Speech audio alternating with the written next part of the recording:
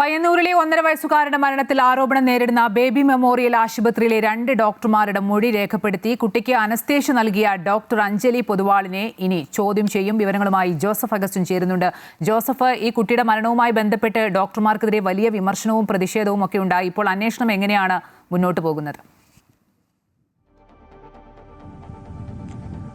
അന്വേഷണം ഊർജിതമായി തന്നെ മുന്നോട്ട് പോകുന്ന ഒരു സാഹചര്യമാണുള്ളത്. ഇന്നലെയാണ് ഇത്തരത്തിൽ 2 ഡോക്ടർമാരുടെ പീഡിയാട്രിഷ്യനും അതുപോലെ തന്നെ ഇത്തരത്തിൽ പ്ലാസ്റ്റിക് സർജന്റെയും മൊഴി പോലീസ് രേഖപ്പെടുത്തിയത്. ഇനി രേഖപ്പെടുത്താനുള്ളത് അനസ്തേഷ്യ നൽകിയ അഞ്ജലി പൊതുവാളിന്റെ മൊഴി മാത്രമാണ് ഇനി രേഖപ്പെടുത്താനുള്ളത്. ഇവരെ വിളിച്ചു വരുത്തി ചോദ്യം ചെയ്യുമെന്നാണ് അറിയിച്ചിട്ടുള്ളത്. എന്തായാലും ഇന്ന് വൈകിട്ടോടുകൂടി ഈ കുട്ടിയുടെ വീട് ബാലാവകാശ കമ്മീഷൻ നേരിട്ട് സന്ദർശിക്കുന്ന രീതിയിലേക്ക് കാര്യങ്ങൾ കടന്നിരിക്കുകയാണ്. എന്തായാലും വലിയ രീതിയിലുള്ള വിമർശനമാണ് ഇത്തരത്തിൽ ആശുപത്രി അധികൃതർക്കും ഡോക്ടർക്കും എതിരെ ഉയർന്നത്.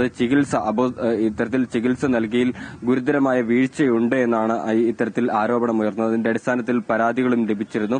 കൂടുതൽ ഡോക്ടർമാരെ ഇത്തരത്തിൽ പ്രതി ചേർക്കണമെങ്കിൽ മെഡിക്കൽ ബോർഡിന്റെ ഒരു റിപ്പോർട്ട് ലഭിച്ചെങ്കിൽ മാത്രമേ കൂടുതൽ ഡോക്ടർമാരെ പ്രതി ചേർക്കാൻ സാധിക്കുകയുള്ളൂ.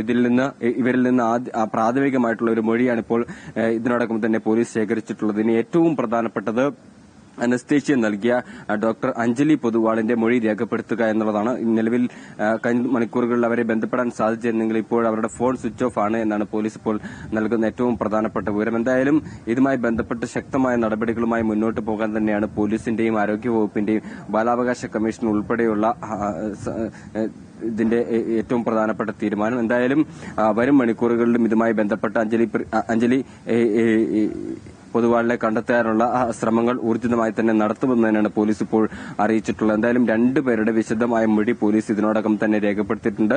പ്ലാസ്റ്റിക് സർജന്റെയും അതുപോലെ തന്നെ പീഡിയാട്രിഷ്യന്റെയും മൊഴിയാണ് ഇത്തരത്തിൽ പോലീസ് രേഖപ്പെടുത്തിയിട്ടുള്ളത്. വരും മണിക്കൂറുകളിൽ അഞ്ജലി പൊതുവാളിന്റെ മൊഴിയും രേഖപ്പെടുത്തുമെന്ന് തന്നെയാണ് അറിയാൻ സാധിക്കുന്നത്. അന്വേഷണവുമായി പൂർണ്ണമായി സഹകരിക്കുമെന്നാണ് മാനേജ്മെന്റ് അറിയിച്ചിട്ടുള്ളത്. എന്നിരുന്നാൽ പോലും ഇത്തരത്തിൽ ഡോക്ടർമാരെ പല സന്ദർഭങ്ങളിലും ലഭിക്കാത്തൊരു സാഹചര്യം കൂടി നിലവിലുണ്ട്. അത് അന്വേഷണത്തെ വലിയ രീതിയിൽ പ്രതിസന്ധിയിലാക്കുകയും ചെയ്യുന്നുണ്ട്. മറ്റൊരു പ്രധാനപ്പെട്ട കാര്യം, മെഡിക്കൽ ബോർഡ് ഉടൻ യോഗം ചേരും. അതായത് ഈ സംഭവങ്ങളുടെ എല്ലാം കാര്യങ്ങൾ വിശദീകരിച്ചുകൊണ്ട് കൃത്യമായി പഠിച്ചുകൊണ്ട് അപഗ്രഥിച്ചുകൊണ്ട് ഒരു യോഗം ചേരും. അതിനുശേഷം ആരോഗ്യവകുപ്പിന് ഉൾപ്പെടെ ഈ റിപ്പോർട്ട് കൈമാറുമെന്നാണ് പ്രതീക്ഷിക്കുന്നത്. വരും ദിവസങ്ങളിൽ ഇതുമായി ബന്ധപ്പെട്ട ആന്തരിക പരിശോധന ഫലം കൂടി വരുന്നതോടെ ഇതുമായി ബന്ധപ്പെട്ട നടപടികൾ ഊർജിതമാക്കാനാണ് ഇപ്പോൾ തീരുമാനിച്ചിരിക്കുന്നത്.